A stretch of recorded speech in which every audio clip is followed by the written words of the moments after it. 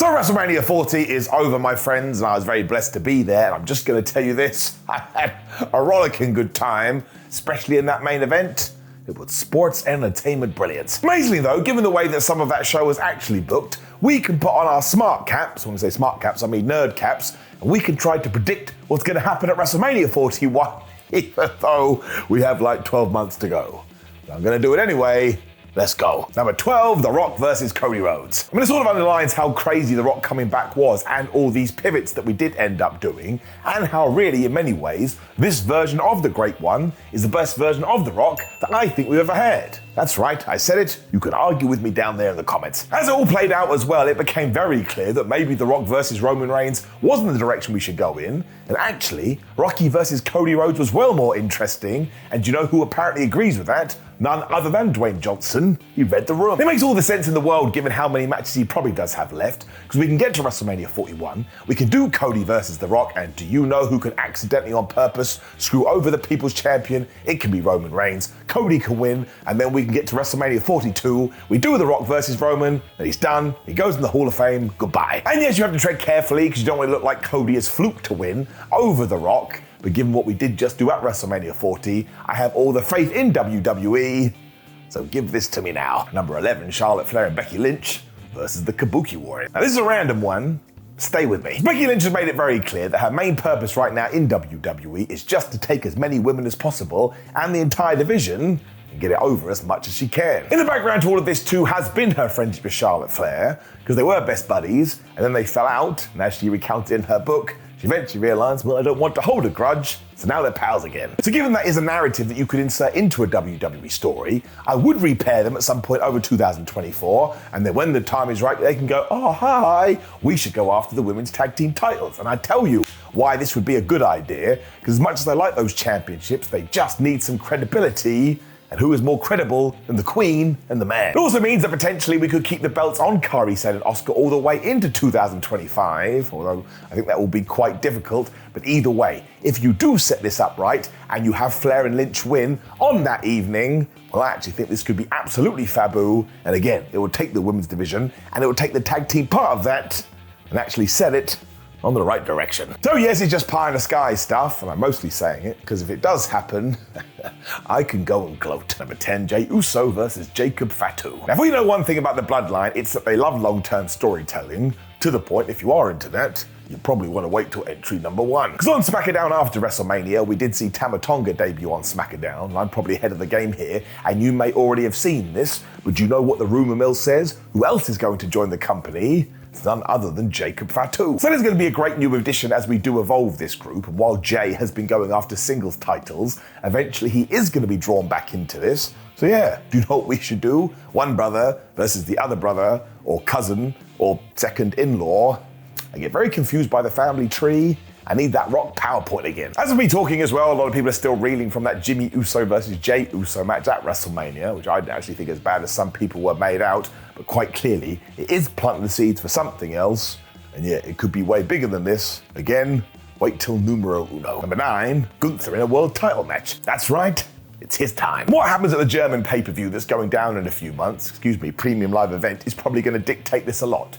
But if we get to WrestleMania 41 and the ring general isn't even defending a world title or going after one, well, we've made a mistake. His all-time run with the Intercontinental Championship has elevated into the main event scene, and who even cares that he lost to Sami Zayn? He has done such good work up to this point, most people are like, yeah, he should be elevated. Already told you, his time is now. I mean, if we could get something like Cody versus Gunther as Rhodes tries to win back his championship, that would be absolutely fantastic. And before you go crazy, 4 words for you, Stone Cold Steve Austin. I know it was going on about this, but that was a babyface who lost his WWE titles all of the time. As it turned out, he was better on the chase, and who knows, maybe it's the same for the American Nightmare. Either way, Gunther has to have a tippity-top run in 2025.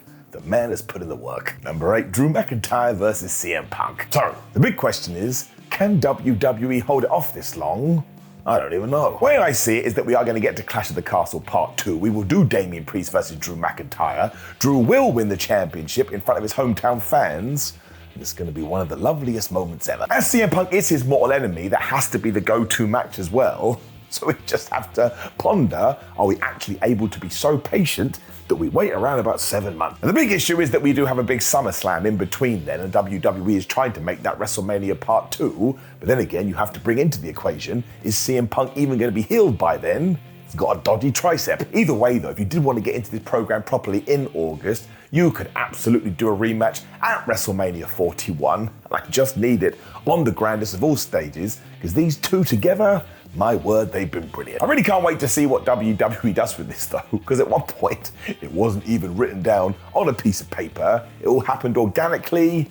Plug me in. Number 7, Bianca Belair versus Jade Cargill. So here's another one where I am asking for patience, so maybe I'm crazy. But after this WrestleMania, we made it very clear that Bianca Belair and Jade Cargill are super duper good friends when they destroyed Chelsea Niven and Piper Green. That's not their names, I got it totally wrong. But they also said, we want to go after those tag team championships. Now, as WWE has shown recently, they are happy to take their time. So if they do go after those belts, and they are a team for the entirety of the year, and then we get to the Royal Rumble and they do fall out, well, I can actually see a scenario where they do fight at WrestleMania. It means that Jade can work with Bianca for ages, which is only going to make her better in the ring.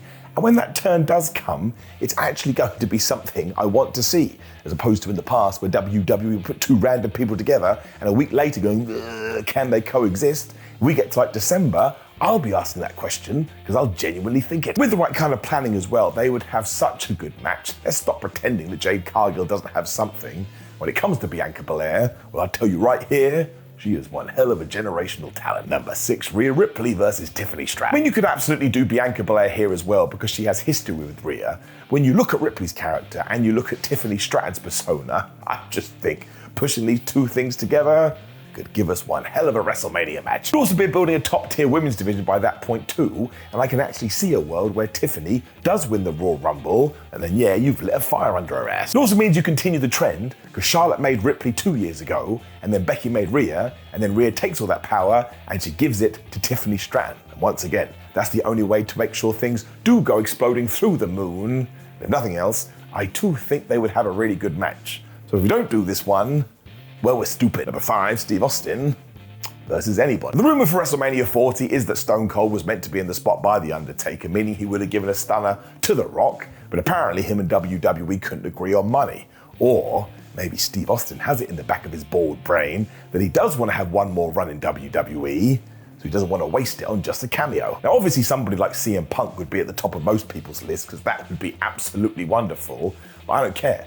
I just want Steve Austin at WrestleMania 41 because I was there when he was running wild at WrestleMania 38 and I tell you I had the time of my life. So if he does have one more go around, you have to presume that 2025 would be the time, because when we get to 2026, I don't mean this horribly, but Steve will be getting a little bit old, so let's keep our fingers crossed and manifest it into existence. Number 4, John Cena's final match. So I was going to put this one at number 1, but then I thought, screw it, let's have some stupid fun with this list. Now, John Cena has sort of insinuated that come December, he is going to try and take a mini break from Hollywood so he can do his one final WWE run.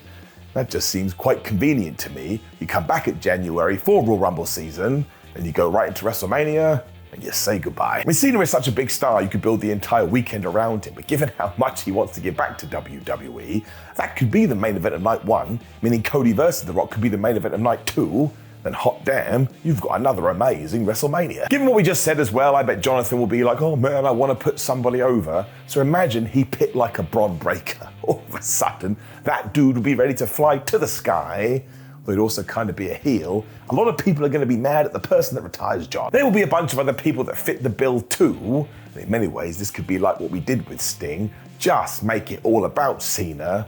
I mean, the man had one of the best all-time runs ever. That's kind of saying the same thing twice. But 3, MJF compete. So once again, we are just in fantasy land now, but I can't help myself because I have a feeling that when Maxwell Jacob Friedman's contract is over, he will make the jump to WWE, probably trying to emulate one of his mentors, Cody Rhodes. This is when my brain goes totally nuts as well, because I was like, oh my gosh, he could face John Cena and beat him, then he would be a made man forever. Problem is though, because Maxwell is an AEW guy, I bet somebody like Triple H wouldn't allow this, but even then, just doing John Cena versus MJF, you get the match right, off he goes once again to the moon. If we do go back to WrestleMania 40 as well, then the template that WWE used, which was mostly let's have all the fun in the world, then yeah, I could actually see a place where MJF would be put into this situation. I tell you, I don't care where he ends up, WWE, AEW, New Japan, I just want him to be successful. But a match with Big Match John, said match twice there, I need it in my life because I'm a massive geek. Number 2, Seth Rollins versus Roman Reigns. That's right, it feels like we have been holding this feud off for ages. It's time to get it done. Because of course, one of the best parts of WrestleMania 40 is when Seth came out of the Shield gear, which sent Roman's brain bonkers. He totally forgot about Cody Rhodes because he wanted to get revenge on Seth and he hit him with a chair. Given that fans have wanted a proper ending to this for ages though, why don't you just do it at WrestleMania 41? Especially because now you've opened the door for that. By the time Seth and Roman get back to TV, they should be yelling at each other. They also have so much history together, and if you just let them cook, it could be one of the best matches of all time. I'm not saying that with hyperbole, because once again, think how much story they have to tell. And look, there's no way you could get Dean Ambrose back into this, but they could obviously talk about him. And given that Roman is essentially a part-timer at the moment, which is totally fine by the way, you could eke this out to WrestleMania. I tell you, I would absolutely love this, especially because now Reigns isn't the champion. Who the flub would actually win? Number 1, the Bloodline Civil War. Or if that doesn't happen, have a part 2. Because we've already talked about the fact that Tama Tonga has joined WWE and Jacob Fatu is going to join WWE, and that Solo Sikoa has become the brand new tribal chief. Well, when you kind of break it down and think about Marvel, I think we need a civil war. So let's not pretend that this group hasn't been integral to WWE's success over the last few years, so you want a proper payoff. So if all of a sudden Roman and the Usos did get back together, you could do one hell of a 6-man tag. It also means that the head of the table would have to say sorry to the Usos, which would bring a tear to my eye. And look, if you got to War Games and you put someone on the Tama Tonga side of things, you could even have a story where Sami Zayn also gets an apology and he fights alongside them for one final time. And I tell you this, my tum-tum needs it. Either way, the fact that WWE can pull the trigger on this at any time just is a testament to them and the thoughts they have had in their brain. I will love it if we do get Bloodline versus Bloodline, and it probably turns Roman Reigns babyface too. So yeah, just to keep saying the thing I keep saying, that's why we should do it at WrestleMania 41. So now, of course, the most important part of this video is you get in the comments below and let me know your predictions for WrestleMania 41. And hey, look, come April 2025, I can jump in there, and if somebody gets it absolutely right, I will give you a prize. Also, please do like the video, share the video, and subscribe. Click the video on the screen, which is me talking about WrestleMania 40 and how damn great it was. But otherwise, keep enjoying wrestling, my friends. See you on the Last Match tour, in case you're wondering why I'm in a bedroom. That's where I am right now, in America. Take care. Goodbye.